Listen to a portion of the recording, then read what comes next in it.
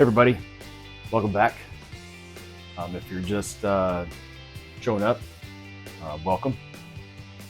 This is Not a Bystander, and this is my channel. I guess the best way to describe it is it's a lot of everything and not a much of anything, if there's such a thing. In any case, I just got a new hat press in, and I'm about to check it out and see how it works. I unboxed it already, so we can go through that in a second. Not much to it. And by the way, I think that it's important to note that I got this particular press from Alibaba, and it is pretty much the same press that you see, whether it be a Hotronics or something that another leatherette company sells.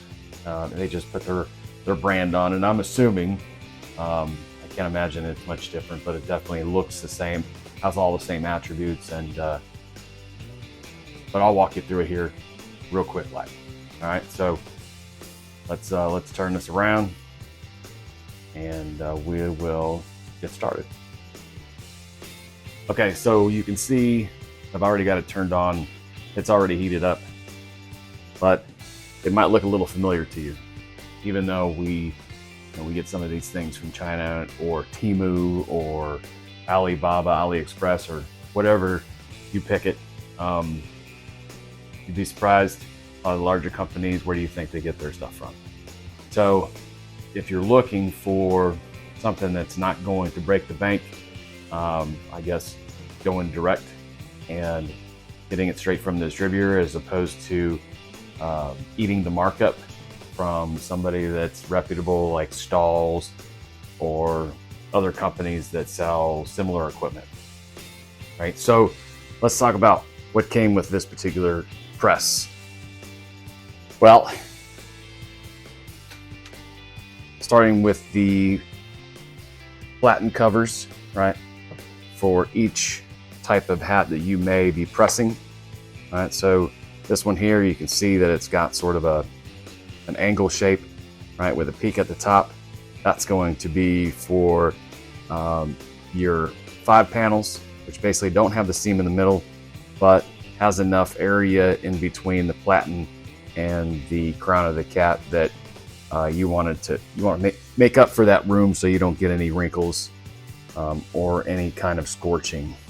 This one here, a little bit different.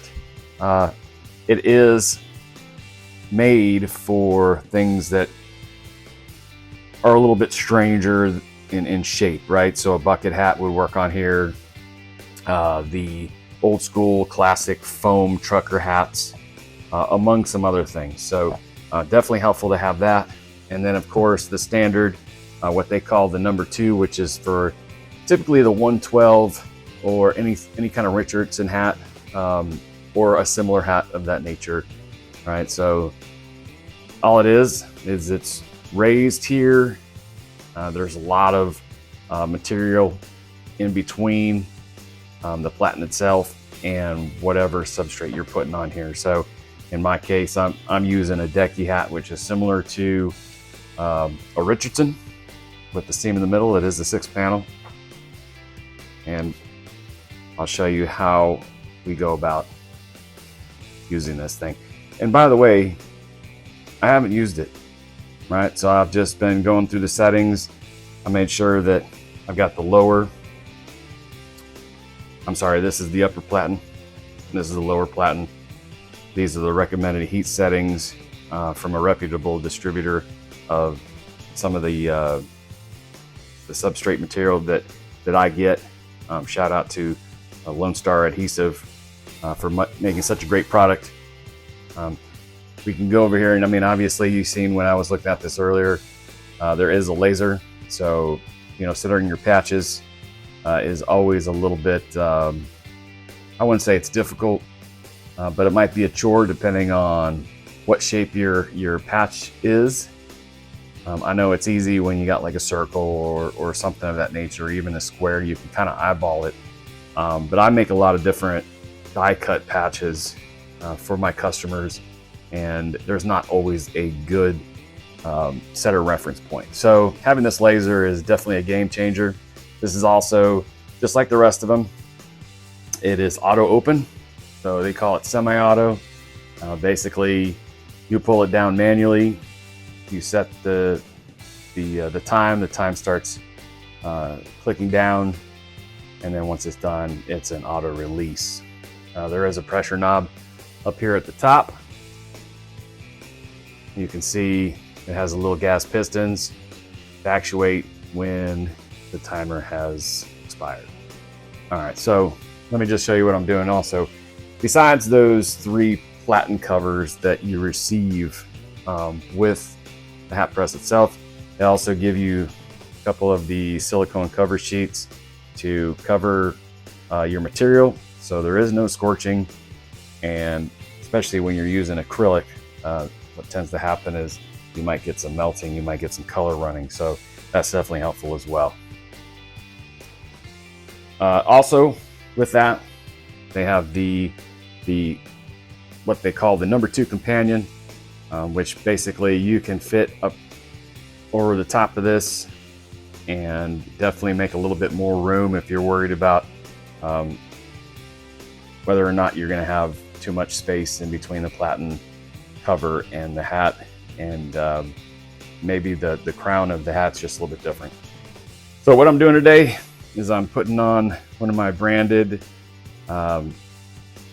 patches with the fire background. This is UV printed by Lone Star Adhesive. Great material. I got to pull the backing off. Sometimes I forget to do that, and boy, what a struggle is that. All right, so let me set this down and we'll get to work and see how this thing does its first hat, and we're all in it together. So stand by. All right, so here we go. I've already taken the cardboard out.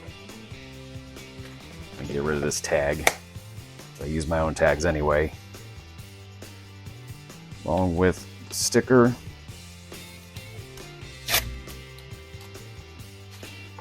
And remember to peel the backing off, or ain't nothing gonna happen. All right, so it's a first for everything. Today, it's the first time I've ever used this, so we are going to see the performance of this particular piece of equipment together. All right.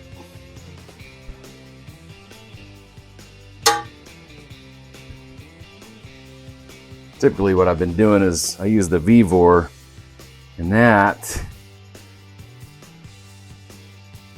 has a horrible bottom platen, and of course it's not heated on the bottom at all anyway. But what I did was I removed the bottom of it, and I placed that ball that you get with the portable hat press from Cricut. So definitely a game changer. That fixed my wrinkle problem, but like everything else, it's not a perfect system. So really got to pay attention to what you're doing, make sure that everything's lined up. So in this case, sweatband down, which I don't normally do. I'm not sure what the necessity is behind it, but I'm going to do it for the first time ever today. You know, there is a little bit right there I can feel right in the middle. Maybe there's a reason why they send this to you, just in case, because like I said, it's not a perfect system. So let's do it right the first time. Let's make sure that we are taking extra precautions. So I've never used this before. I have no idea what I'm doing. I'm assuming that it just goes over the top and you basically place the cap over it, and then that creates well, it gets rid of the space in between if you have some. So let's find out how this works.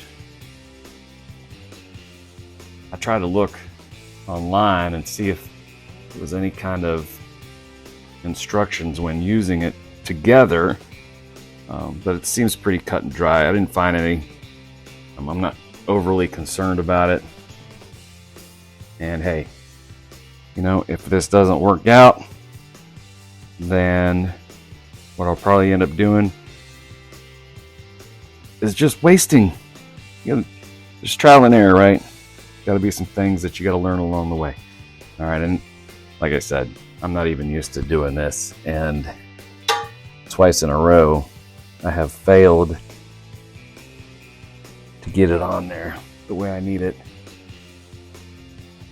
Yep, so see, I think this is part of the system that I don't really particularly care for.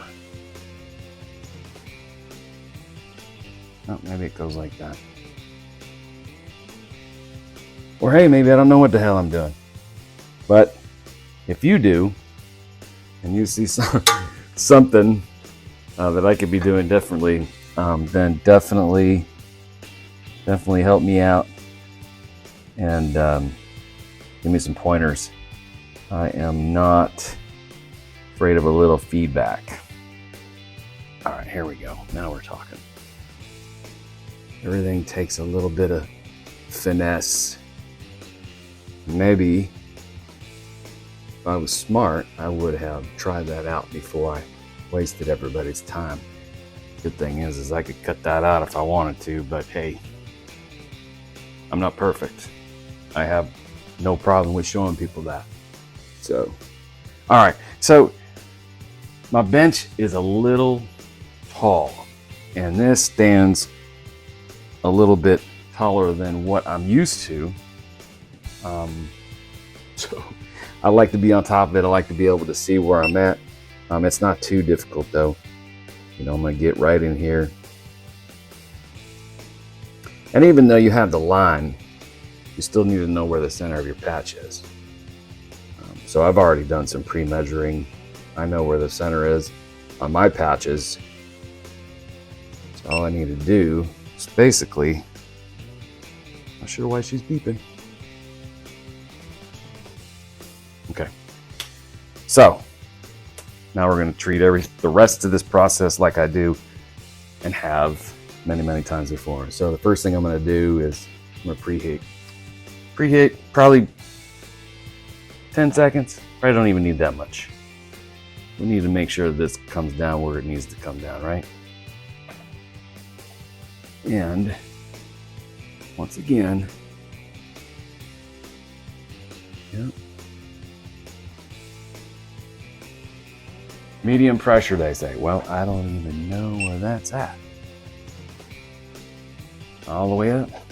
I'm all the way up. Well, we're about to find out. So I had this set at 45 seconds. Goes down pretty quick. I give it down. We'll do 15 seconds. All right. Oh, cancel it. Forgot about that part. Kind of helps. All right. So far, so good. Don't see any wrinkles. So as always, you got to dial it in.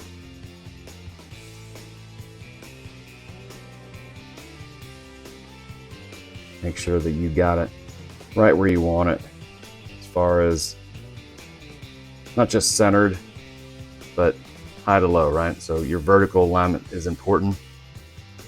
Having that lower platen really helps too, because I'm still heating underneath. So it does really assist in making sure that the patch stays where it needs to. Let's see what happens. All right, it locks into place. No muss, no fuss.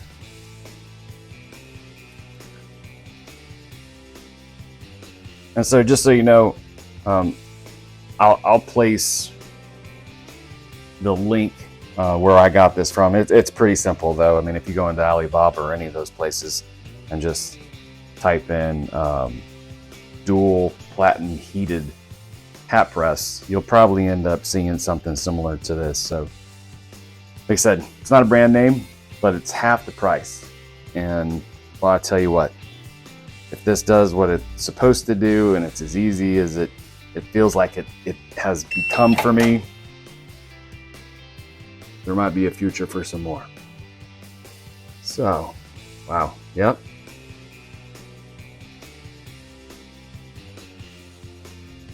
I suppose we can take it off and see what the final effect is.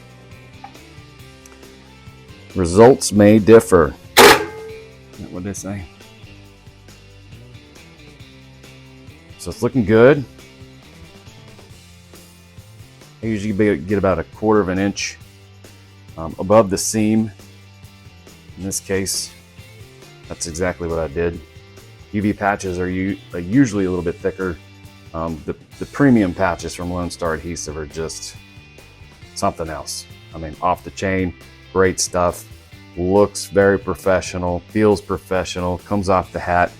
Not literally, of course, but kind of has that thickness to it where it just doesn't look cheap, right? You can have the cheapest hat in the world and put one of these patches on, and I'll tell you what, you're gonna make that hat look 5 times more expensive than what it actually is. It's kind of like putting brand new rims and tires on a beat up old pickup truck, right?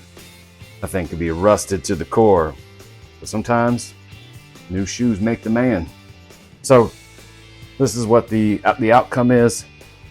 You can see, and I get in real close here. Yep, turned out real nice, real nice.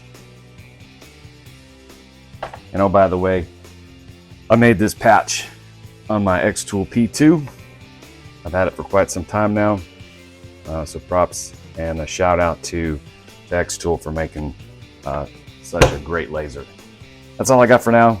I think I'm really happy with the outcome. I'm happy with the price. You get on YouTube University and find out how to really work this thing and work it to its potential, but it'll take some time. So not bad for the first run. Have a good one.